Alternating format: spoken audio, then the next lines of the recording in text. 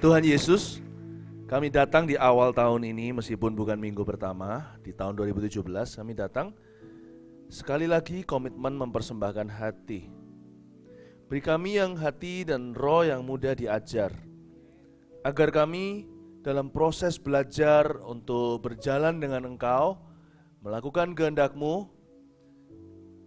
akan terjadi percepatan waktu. Sehingga kami tidak seperti bangsa Israel berputar-putar di padang gurun selama 40 tahun dan tidak kemana-mana. Toh akhirnya mati binasa di padang gurun pula. Izinkan kami bertumbuh menjadi anak-anak Tuhan yang bijaksana dalam hidup ini. Beri kami hati dan telinga yang dengar-dengaran dengan suara Allah dan mata yang memperhatikan, observing eyes, mata yang tajam yang diurapi untuk bisa membedakan mana yang benar, mana yang salah. Kami minta Engkau urapi hati kami dan urapi hati jemaat. Setiap kami, masalah kami tidak akan pergi, ya Tuhan, dengan begitu saja. Tapi ketika hati kami berubah, hati kami yang akan menyelesaikan masalah itu bersama dengan Tuhan. Beri kami hati yang begitu. Urapi kami semua dengan hati yang peka. Tapi beri kami di atas segalanya kerendahan hati agar kami bisa menjadi orang yang berkenan kepada Tuhan. Terima kasih Tuhan, ubah hati kami, penuhi hati kami dengan Roh Kudus-Mu. Sampaikan firman-Mu, beri hamba-Mu hikmat untuk bisa menyampaikannya. Sembunyikan kami hamba-hamba-Mu di balik salib, supaya orang melihat Engkau bukan melihat kami. Bagimulah segala kemuliaan dalam nama Yesus. Amin. Beri tepuk tangan untuk Tuhan. Haleluya. Silakan duduk dulu. Saya percaya ada banyak jemaat yang mendobel ibadah minimal dua kali. Seharian ini kan saya sampaikan sebuah seri, Sabda Bahagia. Ayo, ngaku dulu siapa yang datang untuk double take, siapa yang datang untuk menerima porsi lebih daripada sekali. Bisa angkat tangan? Wow, puji Tuhan, kasih tepuk tangan untuk mereka. Orang yang haus dan lapar. Ya, saya lihat Bapak tadi juga. Praise the Lord. Dan catatannya sudah disiapkan. Hari ini saya sampaikan sebuah seri tentang bahagia di tahun 2017. Yang Anda lihat di sini, ini rangkumannya. Kalau Anda bolong satu, harap mencari produknya di Pustaka Raja Wali, sebab berita tidak bisa diulang dan susah bagi saya untuk mengulang khotbah. Ya, ada banyak pewahyuan yang tidak bisa disengaja diutarakan lagi, kalaupun bisa saya ingat dengan memori, diucapkan lagi udah beda hikmatnya. Saya nggak bisa dalam kedalaman tertentu terus-menerus, itu harus ngalir sama Roh Kudus. Pastikan Anda mendapatkan di bawah, saya ngomong ini bukan demi penjualan, tapi berkat-berkat Tuhan di dalam hidupmu, itu investasi. Ya, di bagian berikut, munculkan judulnya dulu. Bahagia di tahun 2017, ambil catatan, mulai catat karena tahun ini belum berubah tema, tetap tahun mengalami Kristus dalam segala sesuatu. Dan kalau kita mau mengalami Tuhan, pertama-tama harus di hati kita. Sebab Tuhan mati bukan hanya supaya kita masuk surga, Tuhan mati juga supaya kita bisa menemukan kebahagiaan. Tapi kebahagiaan yang sejati, bukan yang semu yang dunia tawarkan.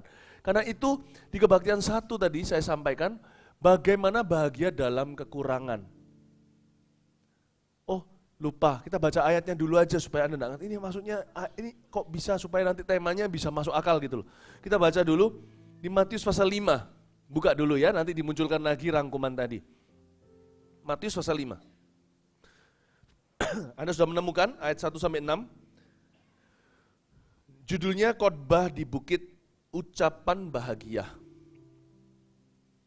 6 ayat saja sepanjang hari ini. Kita lihat ayat pertama, kita baca sama-sama aja yuk. Nyantai aja ya, tapi yang jelas dan tegas kalau membacanya. 1, 2, 3. Ketika Yesus melihat orang banyak itu, naiklah ia ke atas bukit, dan setelah ia duduk, datanglah murid-muridnya kepadanya. Maka Yesus pun mulai berbicara dan mengajar mereka, katanya, berbahagialah orang yang miskin di hadapan Allah, karena merekalah yang mempunyai kerajaan sorga. Berbahagialah orang yang berduka cita, karena mereka akan dihibur. Berbahagialah orang yang lemah lembut, karena mereka akan memiliki bumi. Berbahagialah orang yang lapar dan haus akan kebenaran, karena mereka akan dipuaskan. By the way, saya akan ke Israel bulan Maret, dan menyampaikan sisa daripada ucapan bahagia. Yang saya sampaikan hari ini di 4 ibadah hanya 4 perkataan bahagia dari mulut juru selamat kita. Sisanya nanti langsung retreat di Holy Land. Bagi Anda yang ikut, bulan Maret nanti saya akan bawa ke bukit di mana Yesus khotbah. Anda akan mengerti, ternyata tidak perlu speaker di situ karena memang sangat bagus audionya secara alami. Di sana nanti saya akan ajarkan. Hampir 800 orang akan pergi bersama dengan saya, tapi tidak akan terasa karena setiap bus punya acara sendiri, tapi sehari sekali akan ketemu dengan saya. Kadang-kadang di outdoor di luar, kadang-kadang di auditorium di mana panitia sudah siapkan. Sehari sekali akan saat teduh bersama dengan saya. 800 orang bayangkan. Dan sampai Sungai Yordan itu pun tempat baptisan ditutup 1 hari untuk gereja Mawar Sharon saja. Saking banyaknya. Dan haleluya. Saya bisa bayangkan saya baptis 800 orang nanti ya kalau semuanya mau merasakan baptisan di Sungai Yordan. Oh wow, it's gonna be fun, it's winter tuh. Pernah cemplung air es ya, siap-siap. Oh enggak, tapi dalam nanti hadirat Tuhan begitu terasa akan hangat. Dan ini kabar baiknya, ini kabar buruknya, hari ini pendaftaran terakhir.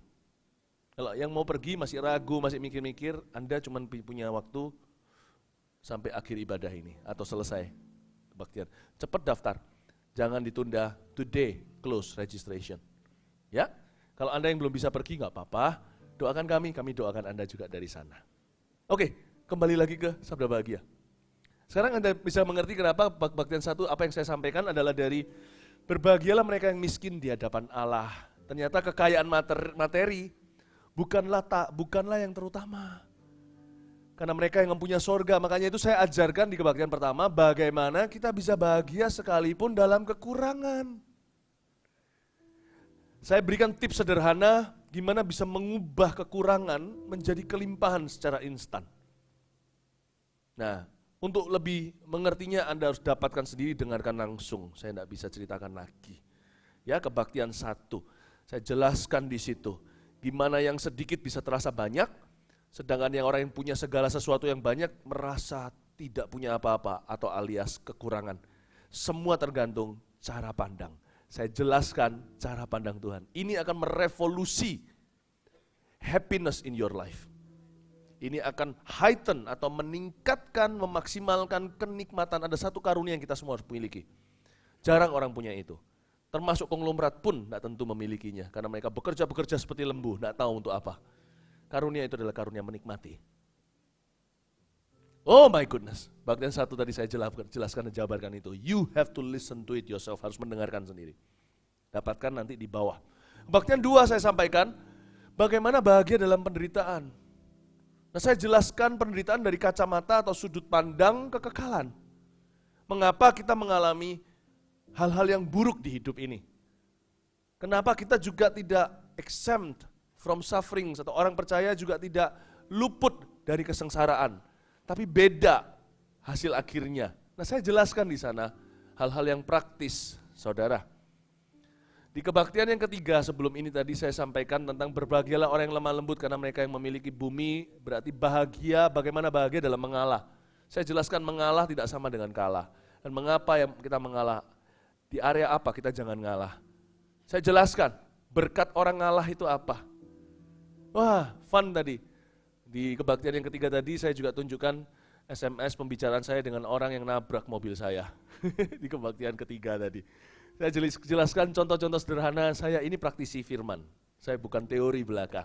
Saya kalau khotbah, saya belajar seperti Yesus. Dari bukit, kasih pengajaran yang dari tempat tinggi, bukan dari pikiran manusia. Yesus melayani dari hadirat Bapa. Saya berusaha juga kalau melayani firman kepada Anda, saya alami dulu supaya firman itu bukan palsu, bukan KW. Bapak Ibu Saudara, ngalah itu indah. Ngalah itu membuat kita jadi less angry and more happy. Nah itu saya jelaskan tadi. Ngalah itu membuat kita jadi lebih tidak menjadi orang pemarah, justru kita sendiri jadi bahagia dan orang lain sekitar kita pun bisa merasakannya. Nah saya jelaskan tadi tentang liburan segalanya. Please, Anda dengarkan sendiri ya, tapi saya kalau kebaktian keempat gini itu saya itu sayang sama jemaat. Jadi kebaktian begini saya lihat ada banyak orang yang tidak dapat menu itu rasanya kayak seolah-olah saya punya 3 anak nih. Anak ketiga yang kecil sendiri, Koko sama cecenya tadi sudah makan mie, pangsit mie yang enak atau apa. Anak yang ketiga saya rasanya, aduh nak kamu kelewatan tadi. Ada mie yang enak, ada bakso, ada minuman yang enak. Rasanya itu kepingin dia mencicipi juga. Itu perasaan saya terhadap Anda, kebaktian yang terakhir ini. You really have to listen to it. Oh iya, nama apa? Kasih tepuk tangan dong untuk Tuhan Yesus. Untuk Tuhan Yesus kok ya. Oke, kebaktian ini mari kita siapkan. Yang terakhir dari ayat 6 kita baca dulu. Berbahagialah orang yang lapar dan haus akan kebenaran. Talk about pangsit mie and bakso. Karena mereka akan dipuaskan. Jadi judulnya adalah bagaimana bahagia dalam diajar. Aneh bukan? Biasanya orang lebih suka ngajar daripada diajar. Gak percaya, coba bicara sama orang. Engage someone in a conversation easily. Dengan mudah ketika Anda masuk dalam pembicaraan dengan seseorang, orang itu akan coba gurui Anda.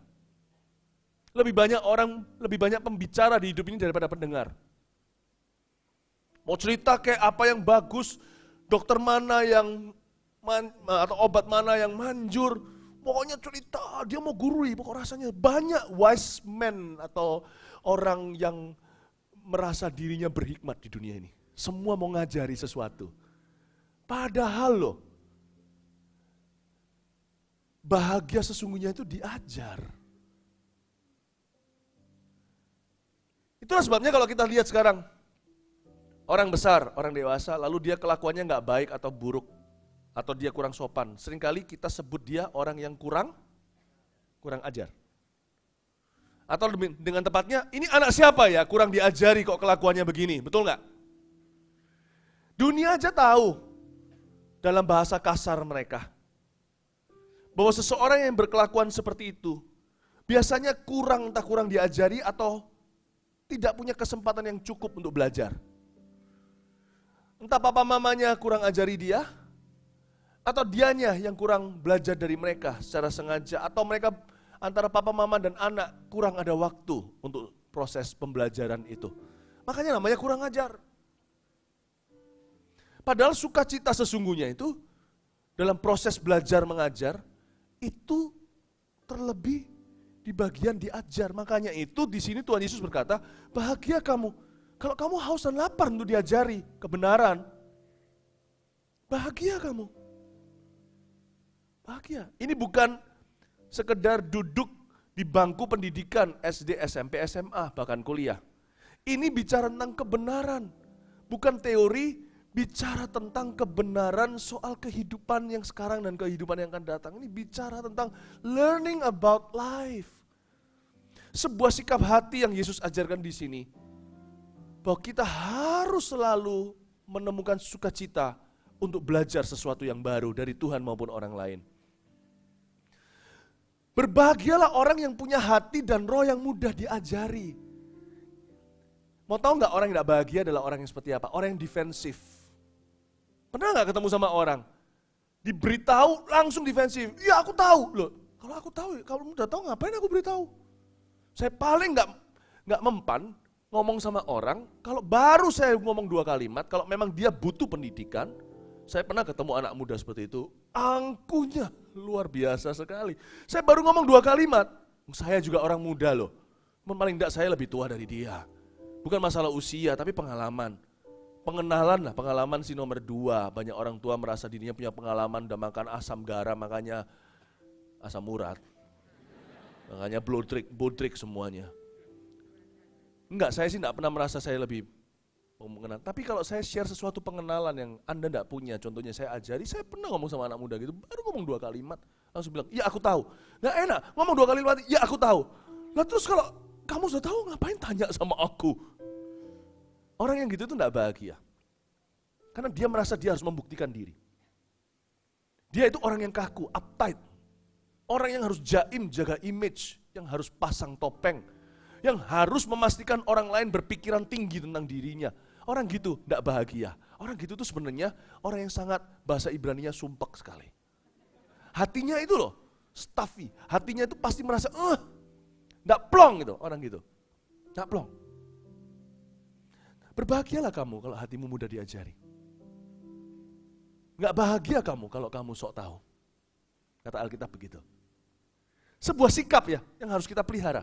Bukan ketika kita umur 12 atau 22.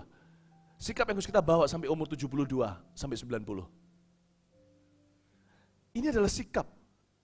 A teachable spirit and a teachable heart. Hati yang mudah diajar. Roh yang mudah untuk mendengar. Berbahagialah kamu. Berbahagialah kamu. Proses belajar dan diajar jauh lebih bahagia diajar. Karena ketika suatu hari Anda mengajar, tuntutan atasmu menjadi berlebihan. Be happy. Kalau Anda bukan orang yang paling tahu di sebuah ruangan, contohnya di suatu tempat. Berbahagialah. Kalau Anda bukan orang yang paling besar, itulah sebabnya bodoh orang yang segera mau popularitas. Orang yang mau langsung ternama, orang langsung mau memimpin negara atau memimpin gereja atau memimpin perusahaan atau apa. Jangan ambisi. Itulah sebabnya bagaimana kita bisa bahagia dalam proses pembelajaran dalam hidup ini. Bagaimana kita bisa bahagia dalam diajari. Poin nomor 1 Anda bisa catat bawa ke rumah itu. Anda baru bisa bahagia, kita bisa bahagia dalam diajar. Jikalau kita menikmati proses atau menikmati masa pertumbuhan. Saya akan jelaskan. Di-enjoy dong prosesnya, jangan terlalu tergesa-gesa, terburu-buru, punya usaha sendiri. Punya usaha sendiri kelihatannya banyak untungnya, besar, tapi juga banyak dan besar resikonya. Nggak ada salahnya kerja sama orang, asal Anda bisa menikmati masa pertumbuhan. Nanti ada waktunya kalau memang Anda perlu kerja sendiri, itu pada waktu Anda ready. Tapi saya melihat dunia ini punya tren, kalau bisa aku langsung di atas. Banyak orang itu tergesa-gesa naik tangga, tapi ketemu ular. Pernah lihat mainan ular dan tangga? Maunya naik, kena ular, melorot ke bawah.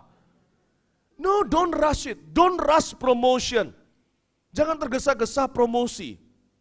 Nggak tentu Anda ready. Nggak tentu kita tuh siap.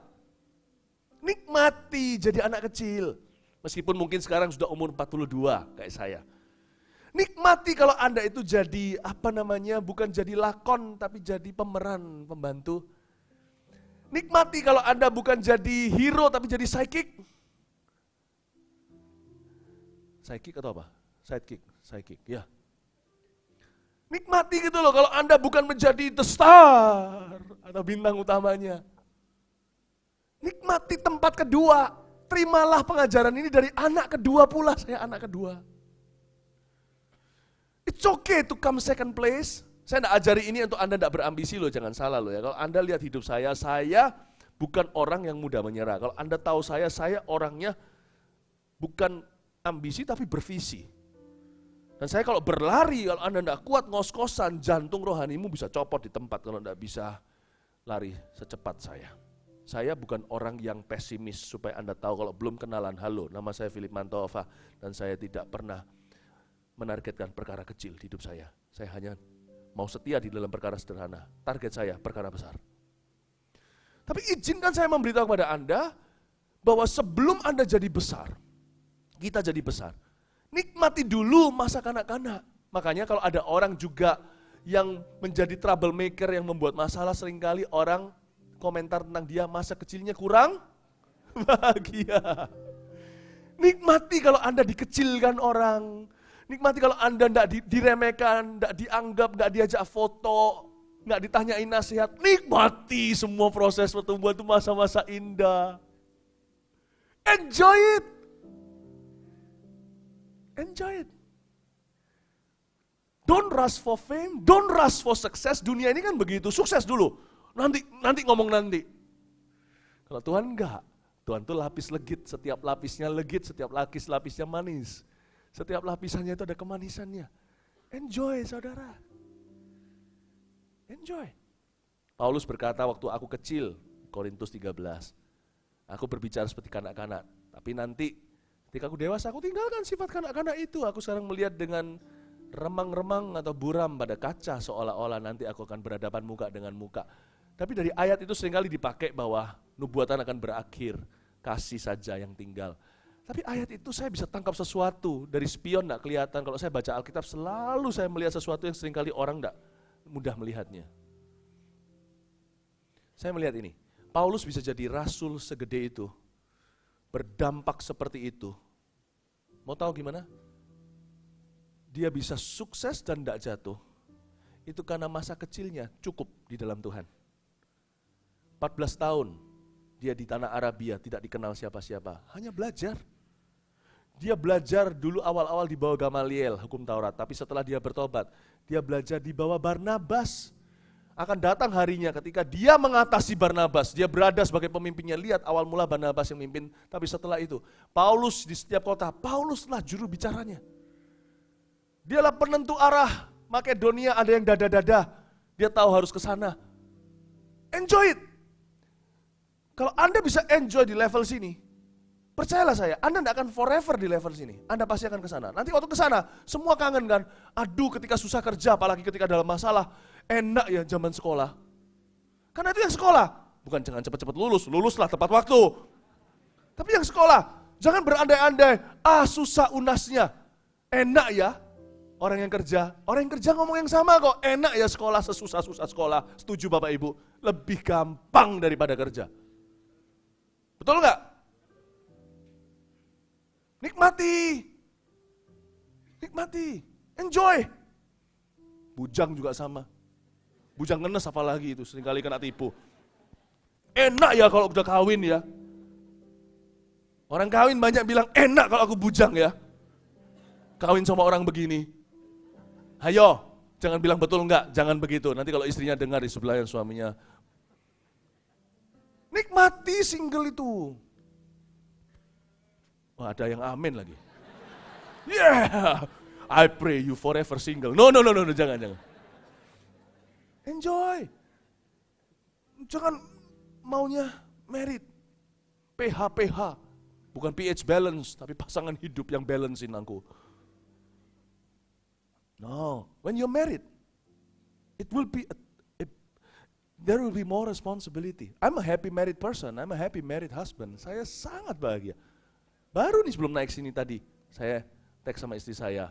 Ini sudah hampir, karena istri saya sekarang lagi pergi untuk ada urusan yang harus urus untuk saya. Tidak dari Surabaya. Saya harus khotbah hari ini, jadi saya nggak bisa urus sih urusan yang perlu. Penting. Saya teks sama dia. This is towards the end of the day, ini sudah hampir akhir, ini kebaktian terakhir. I'm missing you very badly. Dia bilang, tadi saya ngomong gitu, I'm feeling very lonely. Soalnya dari segini banyaknya yang baik, cakep, cantik, gak ada satupun bisa ngisi tempat itu di dalam hatiku. Gombalnya mulai muncul. Ini lagi mode kangen soalnya, saya kangen Paul, benar. Saya cinta anak-anak saya. Jangan salah ngerti, anakku pun gak bisa isi posisi itu. Oh, I'm a happily married person. You know why? Because I was a happy single. Saya tidak mengeluh waktu saya single. Semua orang gandeng tangan kiri kananku, lihat saja, bukan pohon cemara, gandengan tangan semua. Saya jadi ketua youth groupnya, saya jadi gembala youthnya waktu itu. Kanan kiri jemaat saya semua gandengan tangan. Gembalanya tidak gandeng siapa-siapa. I was okay, tidak apa-apa, cukup lama saya. Cukup lama. You cannot be happily married if you were never happy single. Karena Anda pasti akan membuat keputusan yang bodoh nanti waktu dalam pernikahan. Karena pernikahan jadi berhalamu. Enjoy it! Enjoy jadi anak kecil. Yakobus 3 ayat 1, munculkan itu dulu. Nikmati masa pertumbuhan, saya tunjukkan ya. Ayat ini Anda lihat apa? Mumpung kita sekarang lagi I love my Bible, saya ajari juga untuk bisa menafsirkan ayat tidak keluar dari konteks tapi tetap dapat sesuatu yang baru. Saudara-saudaraku, janganlah banyak orang di antara kamu mau menjadi guru, sebab kita tahu bahwa sebagai guru kita akan dihakimi menurut ukuran yang lebih berat. Banyak orang lihatnya di ayat yang pertama, the first half atau setengah yang pertama. Jangan banyak jadi guru. Saya lihatnya juga yang setengah kedua, separuh kedua berkata, karena jadi guru dihakimi menurut ukuran yang lebih berat. Let me tell you, masa belajar adalah masa toleransi. It's okay to make mistakes. Saya masih ingat jangan, ini matikan sudah nggak apa-apa. Saya tidak meremehkan segala bentuk dan level pelayanan, setiap level pelayanan itu level tertinggi, karena itu level hamba, level melayani. Tapi terus terang saya beritahu, hari ini dengan dulu kalau saya bayangkan, saya menikmati sekarang. Tapi memang ada kenikmatan-kenikmatan yang berkurang. Atau bukan kenikmatan, nikmat is nikmat. Privilege. Atau ada hak-hak saya yang diambil semakin dibawa Tuhan lebih tinggi dalam responsibility dan tanggung jawab. Saya dulu adalah ketua CG waktu saya di Kanada. Saya pimpin 5 orang, saya masih ingat. Pertama-tama saya bertobat, berapa tahun setelah saya bertobat saya dipercaya memimpin sebuah kelompok kecil di sini namanya Connect Group. Saya pimpin. Tahu nggak, di zaman itu toleransinya tinggi untuk aku. So saya bukan guru. Di sebuah ruangan kita datang, saya bukan lakonnya. Sekarang juga bukan, tapi sekarang di pertemuan seperti ini mau nggak mau, sekalipun bersembunyi di balik salib, Anda juga melihat saya, bukan? Toleransinya tinggi. Saya masih ingat waktu itu saya khotbah. Setelah selesai khotbah, semua nggak ngerti saya ngomong apa. Termasuk saya. Teman saya bilang sama saya, kamu khotbah apa tadi? Enggak tahu. Loh, kamu kok enggak tahu? Kamu khotbah enggak tahu. Aku gugup, pokoknya apa aja keluar. Khotbah saya itu satu khotbah bisa 25 tema. Coba kalau saya sekarang begini, langsung ke YouTube. Lebih dihakimi dengan takaran lebih tinggi. I could screw up, saya bisa kacau waktu di level 5 orang. Saya enggak bisa kacau sekarang di level 2 juta orang.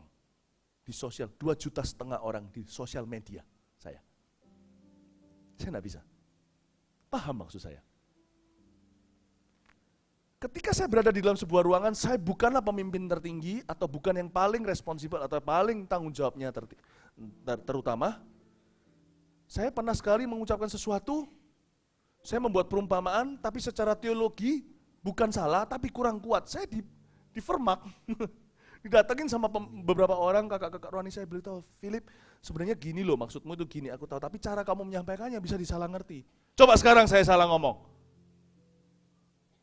Ada yang sudah lakukan itu sih, bukan salah ngomong. Ngomongnya gamblang, kurang dipoles atau sedikit kurang hati-hati, penistaan namanya.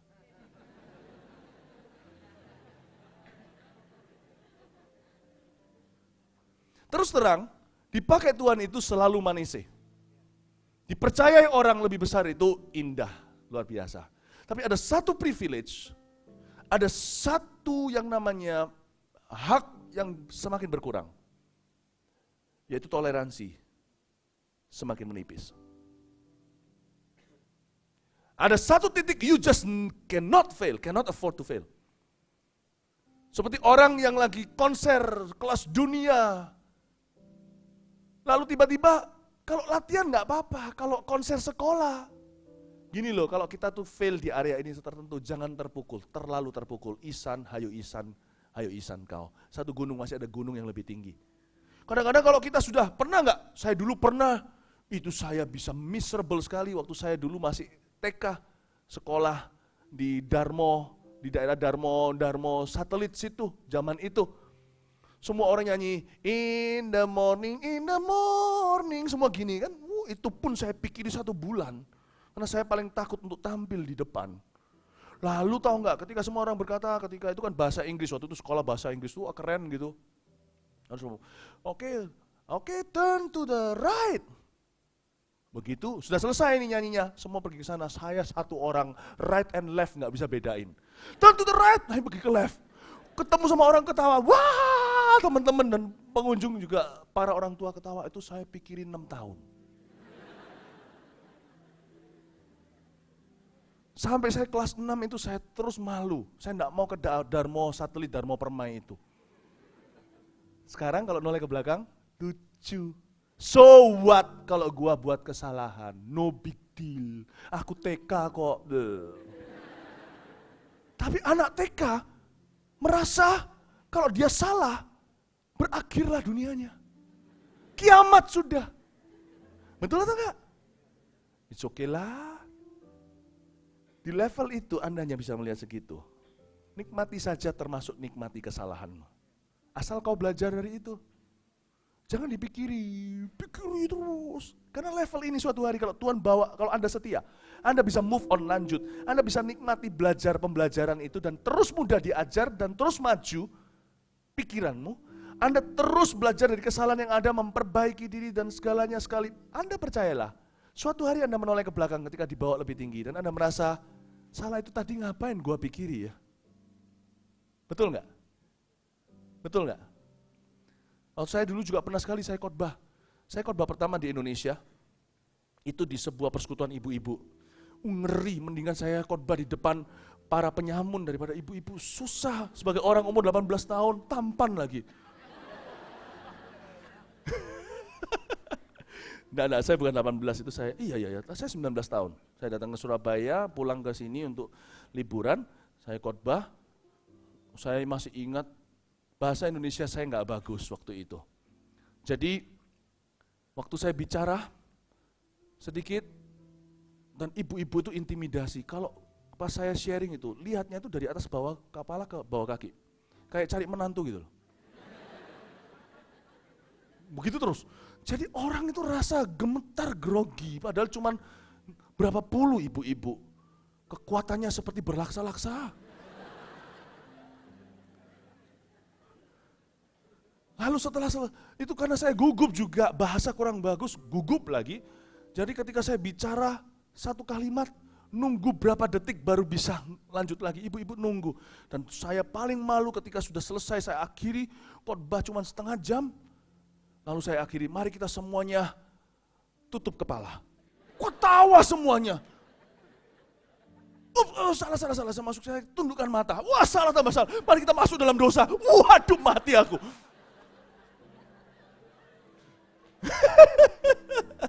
Pulang ke Kanada tahun 93, saya ngerasa gagal. Saya ngerasa habislah karirku di Indonesia. Permulaan yang indah. Now today I can smile, I can laugh at it. Saya bisa senyum terus. No big deal. So what? Mungkin beberapa ibu-ibu itu ada di sini kali. Tapi Anda kan lupakan kan masa itu sudah. Karena kenapa? Karena promosi Tuhan akhirnya menutupi kelemahanmu.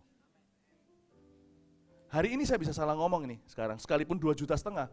Suatu hari Tuhan akan membawa saya kepada puluhan juta. Saya akan menoleh ke belakang, hari ini saya salah bicara apa, nggak apa-apa kok. Asal hatiku benar. Nikmati masa pertumbuhan. You don't always have to be number one. Tidak harus merasa diri sempurna. Make room for mistake. Berbahagialah orang yang lapar dan haus akan kebenaran. Anda tidak usah merasa sepertinya Anda super tanggung jawab, Anda adalah Tuhan. Sambil menyelam, minum air. Sambil belajar, sambil mengajar, belajar. Belajar pula dari kesalahan. Dengan begitu, proses itu akan membawamu bertumbuh. Jangan pernah hanya mengajar, jadi guru saja. Tapi belajar juga. Sementara engkau mengajar, sementara sekarang saya ngajar, ini saya belajar. Saya lagi belajar. So saya tahu ini level akan saya tinggalkan. Ini level akan saya tinggalkan. Nanti kalau kita udah bangun, gereja lebih banyak lagi. Ini jemaat, sekarang saya bicara per ibadah segini, nanti udah 5 kali. Saya akan siap waktu itu. Nikmati masa pertumbuhan. Saya belum sampai, Paulus berkata, bukannya aku merasa diriku sudah sampai atau sudah menangkap itu, tapi ini yang kulakukan. Aku lupakan yang lalu, mengarah pada tujuan dengan mata tertuju kepada Kristus demi upah yang menantiku, mahkota sorgawi. We have to always look forward. Tapi kita tidak bisa look forward ke adulthood atau ke masa dewasa. Kalau masa kanak-kanak kita tidak bahagia, enjoy it now. Nggak apa-apa. Sekarang sih terus terang, toleransi. Sekarang kalau saya masuk ruangan, kalau di dunia mawar Sharon nih, duduk, mesti saya yang harus memimpin. Kalau saya tidak mimpin siapa? Istilahnya gitu. Di Taiwan contohnya kemarin, saya dengan semua Asia for Jesus family, Asia for Jesus brothers and sisters, tim besar kami, reuni kemarin waktu liburan, dari Malaysia datang, dari China datang, dari mana-mana datang, Taiwan, dari Afrika, semuanya pada datang. Untuk liburan aja bersama-sama, berapa keluarga, banyak keluarga. Kalau kita lagi kumpul sama-sama, ingat ya, otomatis pilihan pertama untuk doa makan itu saya. Karena mereka enggak berani makan, atau mereka enggak berani doa, selalu Feli musuh, Pastor Philip. Itu posisi sih senang sih, kepercayaan, tapi juga stres. Saya merindukan, sekali-kali merindukan, bukan berarti saya tidak menikmati sekarang. Saya sekali-kali masih merindukan masa-masa ketika waktu saya di Kanada, di Vancouver. Ketika kita kumpul sama-sama ber-20, waktu itu makan, saya masih ingat di restoran makanan Vietnam, waktu itu makan mie, noodle. Kita duduk sama-sama, itu saya nunggu. Dari 20 itu semua kakak rohani. Kapan aku dipercayai doa makan? Sebab selama bertahun-tahun di sana, tak pernah sekalipun undian jatuh kepadaku. Selalu aku, mi. Orang sudah doa, Tuhan Yesus terima kasih untuk mie ini. Saya merindukan saat-saat itu di mana saya tidak pressure, tidak ada tekanan to do it. Karena sekarang di mata orang saya sudah jadi guru. Paham ya? Enjoy it, nikmati. Meskipun demikian saya menolak untuk menjadi guru di mata saya sendiri. Di mata saya tetap berpikir saya adalah murid, karena itu saya terus belajar. Karena saya tahu saya akan tinggalkan level ini. Bukan tinggalkan Anda, bersama dengan Anda masuk ke level yang lain, berbeda. Dinikmati. Ya, karena itu nikmatilah masa-masa itu. Coba lihat ya, beberapa ini aja, 2 Timotius 3 ayat 10 munculkan di situ. Timotius itu harus nikmati. Timotius segera waktu setelah Paulus mengucapkan ini, menulisnya, Timotius akhirnya menjadi guru beneran, menjadi bapak rohani yang besar, memimpin menurut sejarah 60.000 jemaat di Efesus saja, yang dilanjutkan nanti mungkin Timotius mengalami sesuatu, ditangkap atau apa waktu zaman aniaya, lalu nanti Rasul Yohanes yang sudah umur 100 tahun itu nanti akan menjadi penjaganya jemaat Efesus atau gembalanya. Tapi ini adalah kata-kata Paulus sebelum dia betul-betul diangkat dan ditahbiskan jadi orang besar waktu itu. Tapi engkau telah mengikuti ajaranku. Enak ya? Cara hidupku, pendirianku, imanku, kesabaranku, kasihku, dan ketekunanku. Tetap di situ. Saya mau jelaskan ini. Ini ayat adalah dari surat kepada Timotius. Kalau Paulus tulis surat kepada sebuah jemaat, gembalanya yang simpan. Kalau Paulus tulis surat, bendaharanya mungkin atau siapa administrasinya. Tapi kalau Paulus tulis surat pribadi kepada Timotius, surat Timotius adalah surat pribadinya. Yang simpen siapa? Kok bisa jatuh ke tangan kita? Berarti disimpan dan dihargai oleh Timotius. Saya yakin waktu Timotius memimpin 60.000 orang dan Paulus sudah mati dipenggal. Kepalanya di Roma di hari yang sama Petrus disalibkan terbalik. Kaki di atas, kepala di bawah. Ada waktunya dia merasakan seperti yang kita rasakan. Enak ya zaman-zaman waktu kita belum ada tekanan itu. Dia pasti keluarkan surat ini. Dan dia lihat di ayat 10, tapi engkau telah mengikuti ajaranku. Tiba-tiba dia nostalgia masa-masa di mana dia di dalam ruangan itu, dia bukan jubirnya, dia bukan MC-nya, tapi Paulus. Dan dia tinggal lihat cara hidupnya, pendiriannya, imannya, kesabarannya, kasihnya, bahkan ketekunannya. Dan dia duduk diajari. Saya rindu loh. Datang ibadah bagi saya untuk mendengar khotbah itu, saya betul-betul sangat-sangat iri dengan setiap Anda. Itulah sebabnya khotbah-khotbah ini harus dicatat. Saya kepingin belajar, tapi saya sering bepergian. Ada waktunya ketika Timotius bukan pengajar utama, dia mendengarkan pengajarannya Paulus, dia catat. Itu masa yang sangat bahagia. Bukan berarti sekarang ketika dia memimpin Efesus dia tidak menikmati. Dia nikmati. Tapi dia pasti kangen masa-masa itu juga. Sedangkan kalau kita sekarang ada di masa-masa itu, nikmatilah. Jangan cepat-cepat mau keluar dari masalah. Nikmati dulu. Mungkin saya ngomong gini ironis dan kontroversi. Mana bisa masalah dinikmati. Nanti kalau sudah keluar, kita akan hadapi masalah lebih besar. Kita akan mikir, masalahku dulu kecil ya. Dan ada kesaksian. Nikmati, enjoy it, jangan cepat-cepat exit. Toh Anda mau cepat-cepat exit juga nggak bisa keluar kalau Tuhan berkata belum waktunya. Toh Anda nggak mau keluar di dalam kalau Tuhan bilang sekarang get out. Ya saya katakan keluarlah dari tempat gelap. Anda langsung keluar dari masalah itu. Toh kekhawatiranmu tidak menambah sehasta hidupmu. Enjoy it. While you're there, you might as well enjoy it. Waktu Anda ada di sana, nikmatilah. Nikmati masa pertumbuhan itu. Amin. Jangan banyak di antara mau jadi guru. Nikmati itu juga dengan cara absorb as much as possible. Semua kita harus seperti spons, tapi bukan SpongeBob. Semua kita harus seperti spons yang menyerap, serap sebanyaknya. Serap. Serap sebanyaknya. Wow. Ya. Karena sekarang belajar jadi mudah. Di sebuah ruangan ketika saya doakan kelepasan setan, waktu saya masih ingat itu. Waktu itu udah dari sebuah kota. Waktu saya masuk, ya otomatis semua orang mengharapkan saya yang tumpang tangan. Tapi saya pernah tuh hari-hari ketika saya kuliah. Saya ngikuti orang yang melakukan pelayanan kelepasan. Saya lihat, saya observe. Sekarang saya enggak bisa. Kalau saya observe, semua akan berkata, Pastor Philip, come on, lead us, pimpin kami, usir setan itu.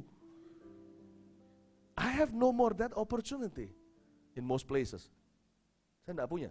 Anda masih miliki. Cepetan, pergi ikut pelayanan. Belajar. Ada waktunya nanti Anda harus ngajar soalnya. Ya kan? Pernah enggak sebagai kepala keluarga, Anda ingat dulu sama papa mama. Saya masih ingat suatu hari, saya itu sleeper. Bukan sandal, maksudnya tukang tidur.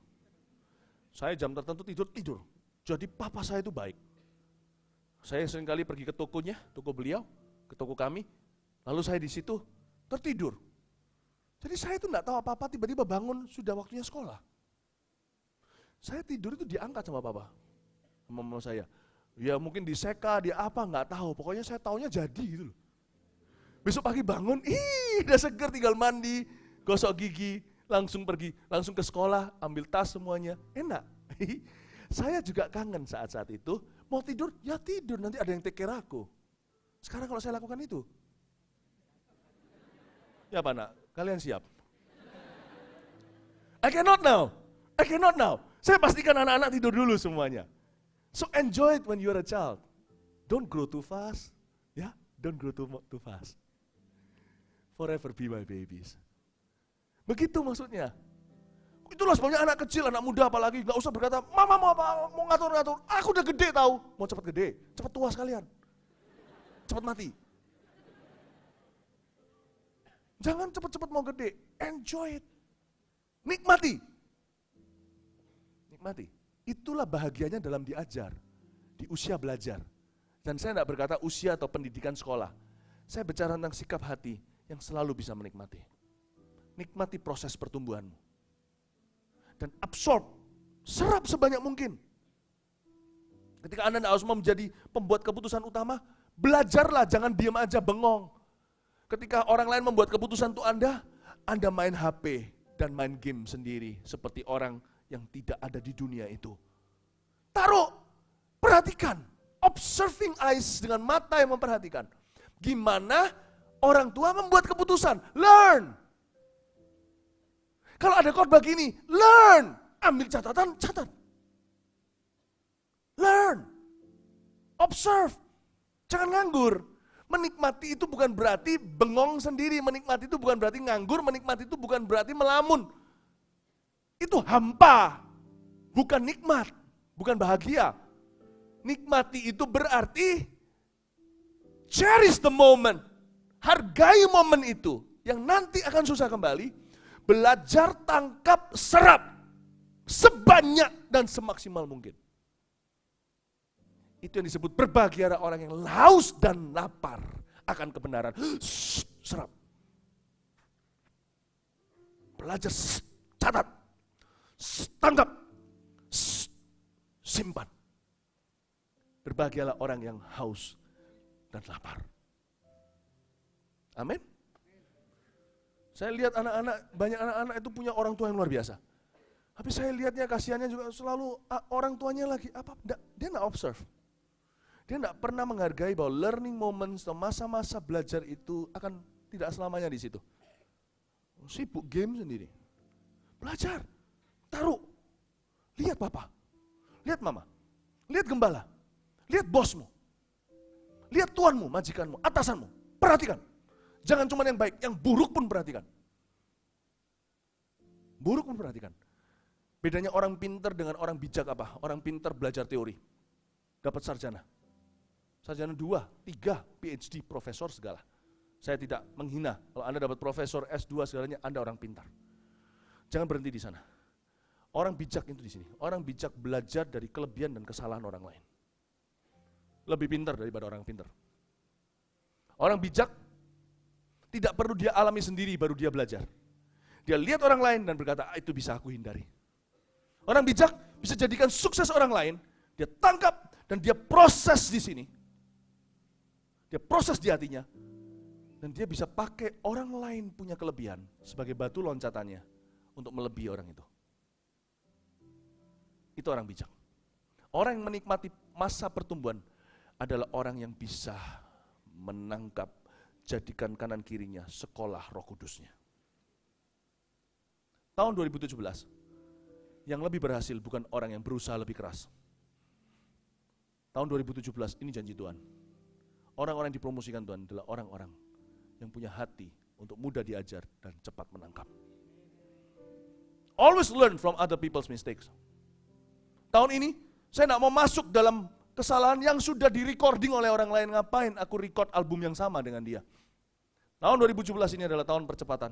Meskipun ini tahun adalah perjumpaan, tahun encountering atau tahun mengalami Kristus dalam segala sesuatu. Tapi, oleh karena itu terlebih lagi, tahun ini, saya mau Tuhan mempercepat apa yang dia janjikan dalam hidup saya. Itulah sebabnya, mata saya ini akan melihat hal-hal yang perlu saya lihat. Saya akan belajar dari apa yang kesalahan yang dibuat orang lain. Dan saya akan tarik pelajaran. Dan hati-hati, orang-orang sekeliling saya yang berhasil, saya akan dengan mudah menangkap keberhasilanmu. I am a student. Yesaya berkata, aku diberinya telinga seorang murid untuk mendengar seperti seorang murid. Aku diberinya mata seperti Raja Wali. Tahun ini yang dipercepat Tuhan, orang-orang yang dipromosikan Tuhan adalah orang-orang yang hatinya mudah diajar, yang matanya waspada. And most of your success, banyakan sukses yang akan kau alami, bukan suksesmu, itu sukses yang diproses dari orang lain yang bisa kau tangkap. Dan banyak kekonyolan, kejatuhan, kesakitan yang tidak perlu dihindarkan dari hidupmu hanya karena engkau melihat dan belajar. Itulah sebabnya Alkitab berkata, jangan bebal, hatimu seperti di Mara dan Meriba. Amin Bapak Ibu Saudara, nikmati masa pertumbuhan itu. Yang kedua, bagaimana bahagia dalam diajar. Bahagia dalam diajar, kita akan merasakan bahagia diajar itu ketika kita alami kemajuan. Karena pelajaran itu bukan, kebenaran itu bukan teori, kebenaran itu pengalaman. Alami kemajuan, nah ini harus dirayakan. Setiap kali Anda akan mengalami kemajuan, Anda harus rayakan itu. Yang dulu ngerokok, sekarang nggak ngerokok, Anda harus rayakan itu. Jangan malas merayakan, aneh orang itu. Waktu berusaha sungguh-sungguh, tapi waktu berhasil, sudah habis gasnya. Ketika dia masih berjuang, dia segenap tenaga. Tapi ketika sampai di sana, itu sama dengan orang belajar semalaman ketika tesnya datang tertidur lalu terlewatkan. Itu sama dengan orang menikah, make up segalanya, wah bagus dari jam 3, tapi ketika resepsi, you don't want to end like that. Anda harus complete the journey. Alami kemajuan, itu goalnya belajar dan diajar. Itu goalnya saudara, karena Alkitab berkata, ya Lukas 6 ayat 40, munculkan di situ. Goalnya berbahagialah. Kenapa sih kok disebut berbahagia? Mereka yang haus dan lapar akan kebenaran. Karena kalimat berikutnya adalah mereka akan dipuaskan. Jadi ada resultnya, ada hasilnya. Saya kasih contoh, kalau Anda nge-gym, cowok terutama, cowok kan suka yang seperti kodok. Padahal kalau saya tanya cewek, beberapa survei saya tanya, cewek betulkah suka yang kodok-kodok gitu? Enggak. Ya nggak tahu ya, selera cewek juga beda-beda. Jadi kita nih cowok nggak tahu tersesat di mana. Kita harus kodokkan diri, merasa nanti menarik cewek-cewek. Nggak tentu, cewek nggak cari itu sebagian besar. Cewek lebih cari wibawa.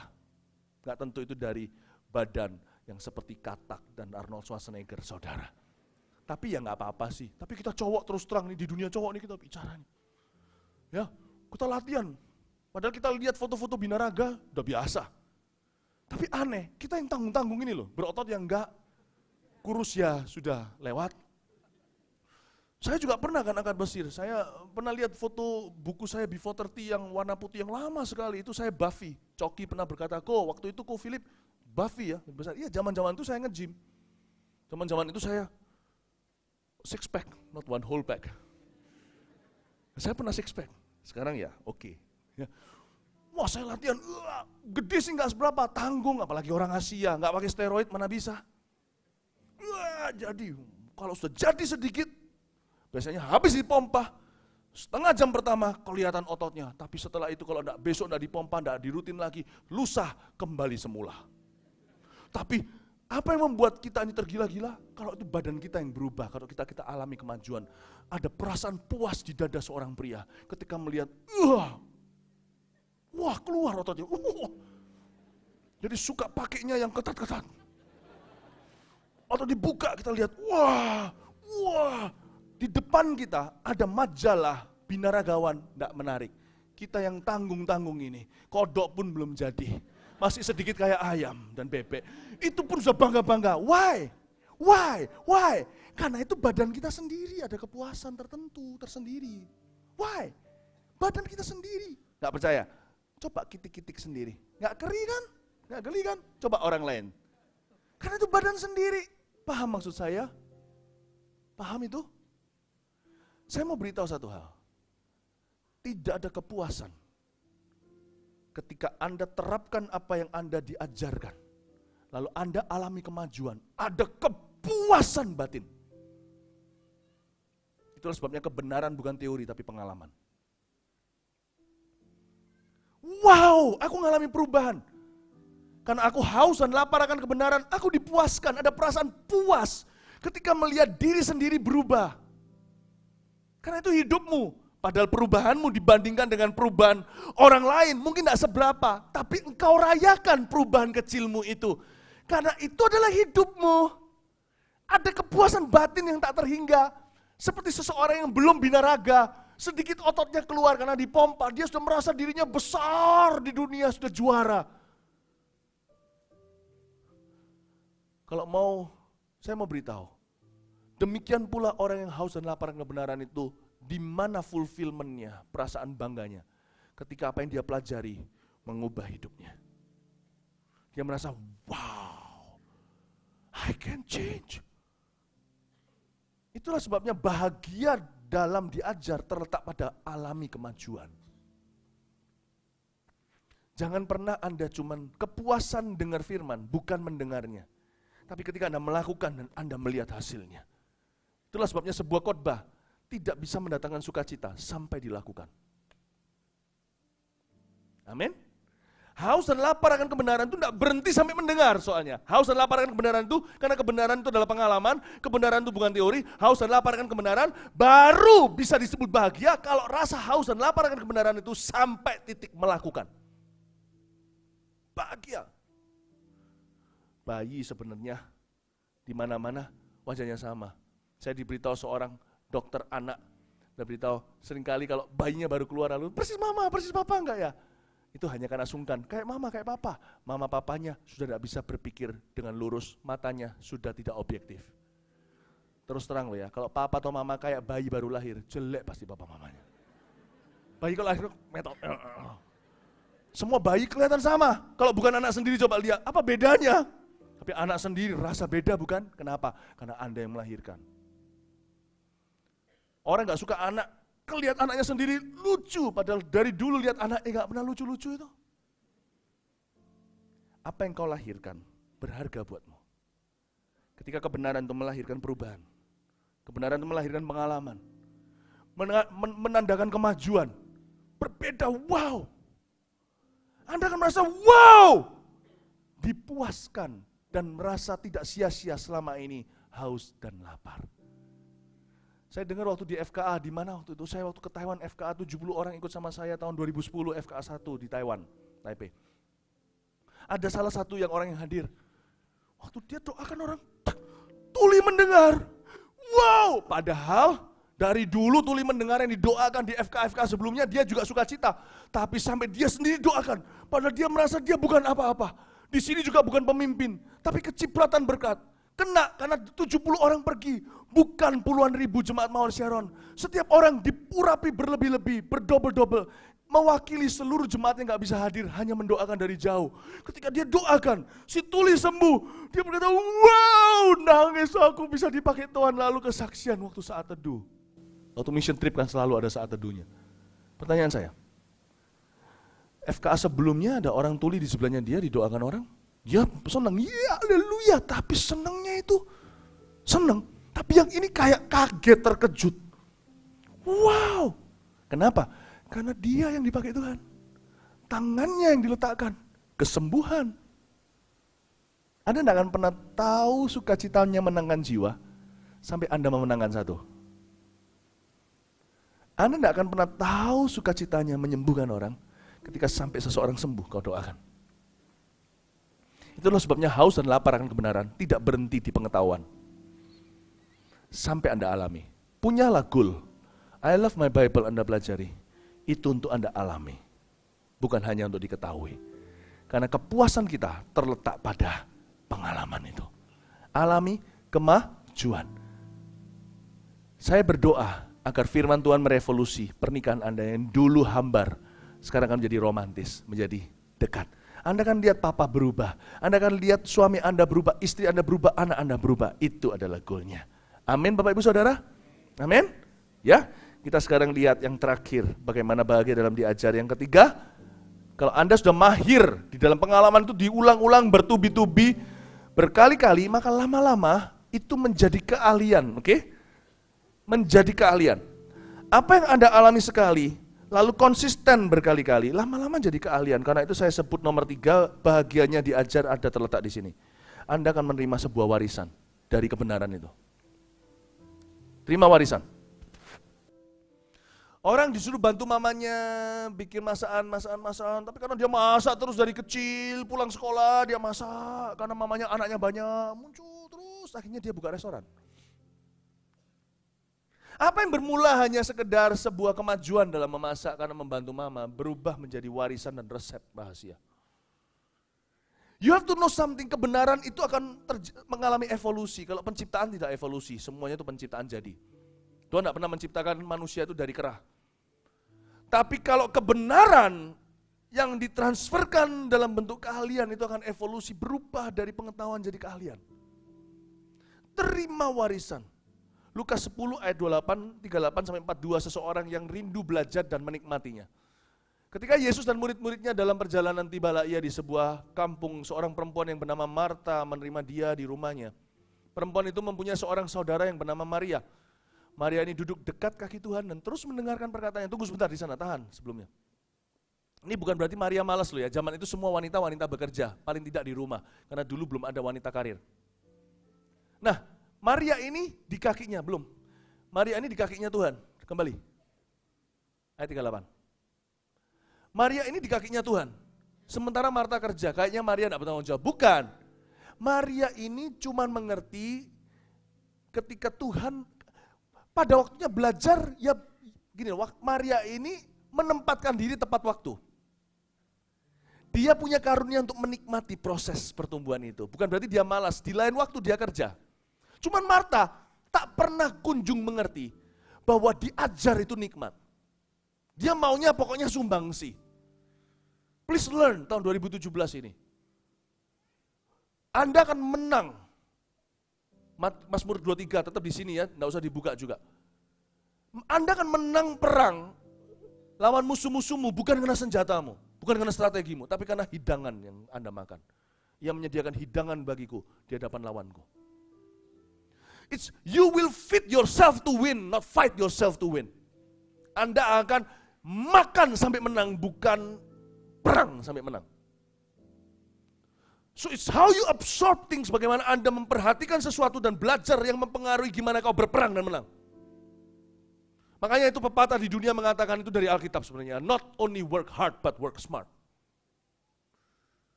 What you need, apa yang kau butuhkan adalah revelation from Jesus. Pewahyuan dari Kristus. Kalau enggak, hanya berputar di padang gurun. Kalau mereka taat, putar cuma 6 hari. Hari ke-7, 7 kali. Setiap hari sekali, 13 kali. Putar 13, gak perlu 40 tahun. 7 hari lawan 40 tahun. Mereka keliling itu sudah ribuan kali, cuman lawan 13 kali. Robohlah Yeriko. Karena mereka terima pewahyuan instruksi Roh Kudus. Promosi tidak datang dari kanan kiri, dari atas saudara. Ketika Yesus dan muridnya dalam perjalanan itu tadi sudah, kita sekarang lihat ayat berikutnya 39. Perempuan itu mempunyai seorang saudara yang bernama Maria. Maria ini duduk dekat kaki Tuhan dan terus mendengar perkataannya. Kata terus, balik. Kata terus di situ mendengarkan perkataannya. Dia nikmati setiap lafal, bukan cuma setiap kalimat, setiap huruf, setiap alfabet dia nikmati. Ini bukan cuma dengar khotbah, tapi orang yang haus dan lapar akan kebenaran. Dan dia duduk dekat. Datang ibadah itu bukan langsung cari tempat paling belakang supaya nanti sebelum doa berkat keluar dulu. Kalau Anda datang di konser yang paling mahal, Anda mau duduk paling depan VVIP. Pulang paling lambat. Kalau di gereja, orang udah haus dan lapar, maunya yang belakang. Jangan tersinggung, bukan gitu maksudku ya. Tapi secara sengaja duduk di situ, nanti doa berkat sudah usuk-usuk ke situ. Sudah semuanya rame-rame ke sana. Telat-telat, kebaktian terakhir nggak ada masalah, kebaktian sebelumnya. Telat setengah jam, so what? Kalau itu bisa membuat Anda lebih berhikmat. Nanti di hidupmu, Anda demi untuk Anda karena di sini telat setengah jam, di hidup 30 menit. Di hidupmu, Anda bisa bypass 3 tahun. Apa yang orang lain gumulkan, Anda dapat jawaban. Perempuan ini punya seorang saudara yang bernama Maria, duduk dekat kaki Tuhan dan terus mendengar perkataannya. Ayat berikutnya 40, munculkan. Sedang Marta sibuk sekali melayani, ia mendekati Yesus dan berkata, Tuhan, tidakkah engkau peduli bahwa saudaraku membiarkan aku melayani seorang diri?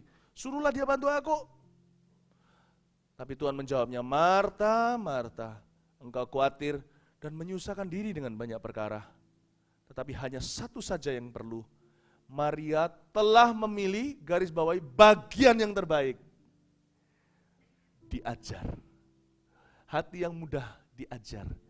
Bahagia dalam diajar. Bagian yang terbaik yang tidak akan diambil daripadanya. Saudara tahu apa yang kau pelajari sekarang ini akan diturunkan anak cucu? Warisan yang kau terima dengan sungguh-sungguh bukan asal-asalan, itu nanti akan dinikmati untuk lama. Apalagi kebenaran. Bapak ibu saudara, itu akan jadi bekal kehidupan Anda untuk turun-temurun. Orang yang hatinya haus dan lapar akan kebenaran, ujung-ujungnya dia akan terima warisan dari Tuhan. Kelihatannya sederhana yang dia pelajari, tapi karena dia sungguh-sungguh menyerap dan mempelajari, dan dia konsisten terus di situ, lama-lama tak menutup kemungkinan itu akan menghidupi dia. Itu jadi warisan, itu jadi keahlian yang dia turunkan, yang dia ajarkan. Coba bayangin. You can never know how far God can take you. You can only learn a step at a time. Anda hanya bisa belajar satu langkah demi satu langkah. Anda tak akan pernah bayangkan sejauh apa Tuhan bisa bawa Anda kalau Anda haus dan lapar akan kebenaran. Bersyukurlah, nikmatilah, tapi jangan tidak berbuat apa-apa. Tangkap dengan segenap hati. Jadilah siswa sorgawi di tahun 2017 ini. Berbahagialah kalau Anda diajar, berbahagialah kalau Anda dinasihati, berbahagialah kalau Anda dikoreksi, berbahagialah kalau Anda ditegur. Jadilah orang yang tidak sombong hati. Jangan selalu jawabannya, saya sudah tahu.